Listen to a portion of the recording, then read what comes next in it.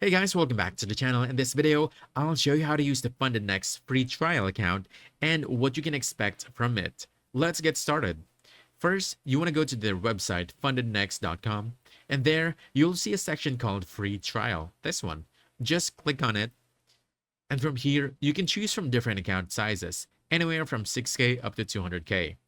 And for example, I'll go ahead and pick the 200K, then just click get started.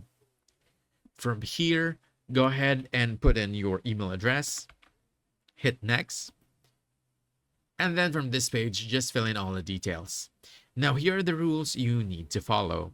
Profit target should be 5%, with a minimum of 3 separate trading days and a daily loss limit of 5%, with an overall loss limit of 10%. And this trial duration is for only 14 days.